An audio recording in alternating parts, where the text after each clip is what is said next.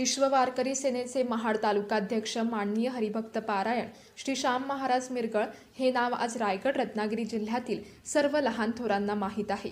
वयाच्या 12व्या वर्षापासून ते आतापर्यंत अखंड त्यांचा कीर्तन सेवेचा प्रवास आहे। कीर्तन माध्यमातून त्यांनी व्यसनमुक्ती व जनजागृती केली आहे। प्रेमळ व नम्र स्वभाव, साध्या सरळ बोलीभाषेत त्यांनी आपल्या कीर्तनवाणीतून लोकांजवळ एक नातं बनवलं आहे की श्याम महाराज हे आपले लाडके व हक्काचे कीर्तनकार आहेत। त्यांचा एकच उद्देश आहे, श्रीमंतांच्या दारात जसं कीर्तन होतं तसं गरिबाच्याही दारात व्हावं। अशी कित्येक तरी कीर्तनं त्यांनी विनामूल्यही केली आहेत आणि आजही करत आहेत। महिन्याला त्यांचे 30 ते 40 कीर्तन होतातच आणि म्हणूनच त्यांना विश्व वारकरी सेना महाड तालुकाध्यक्ष हे पद बहाल केलं आहे आणि त्यांचा हा निरंतर प्रवास आजही चालू आहे। आपल्या वडिलांचा हा वारसा पुढे त्यांचे सुपुत्र युवा कीर्तनकार हरिभक्त पारायण श्रावण महाराज मिरगळ हे चालवत आहेत। यांनी सुद्धा वयाच्या 16व्या वर्षी कीर्तन सेवेला सुरुवात केली। कमीत कमी वेळातच आपल्या गोडवाणीतून युवा पिढीला परमार्थाकडे वळायला भाग पाडले आहे। तोच नम्रपणा, तोच स्वभाव अगदी वडिलांसारखेच। लोकांना असं वाटतं की श्याम महाराज पुन्हा आपल्या तरुण वयात आले आहेत। श्रावण महाराज हे फक्त कीर्तनकार नसून एक आर्किटेक्चर ड्राफ्ट आहेत। शिवाय अभिनय क्षेत्रातही ते कार्यरत आहेत। हिंदी मराठी चित्रपट आणि खूप साऱ्या मालिकांमध्ये त्यांनी काम केलं आहे।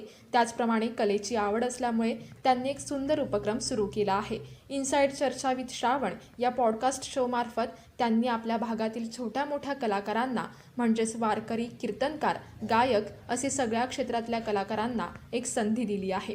हे दोघे पितापुत्र आपल्या या सेवेतून हरिनामाचा घोष करत सगळ्यांच्या मनात एक छाप सोडली आहे।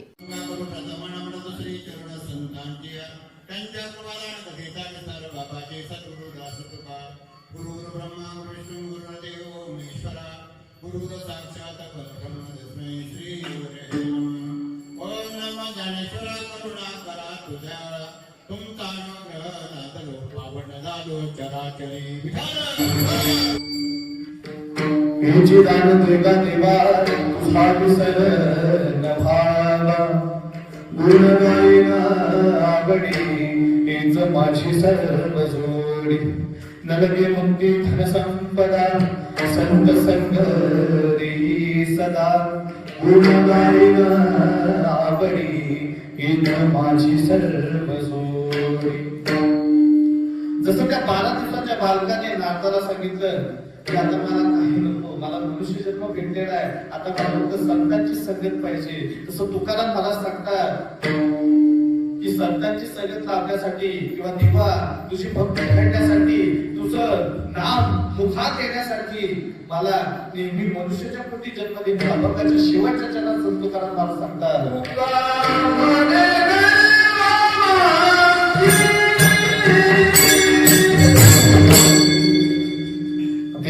ही संत संगत लाभण्यासाठी किंवा तुझी भक्ती आमच्या हातून घडण्यासाठी किंवा तुझं नाम आमच्या मुखात येण्यासाठी देवा आम्हाला कुठे घाल तर तुका भिणे गर्भवासी सुखी पुन्हा आम्हाला मनुष्याच्या गर्भात आम्हाला तू पाठव किंवा ही नवी जन्म यासाठी देवा तुझी चरण सेवा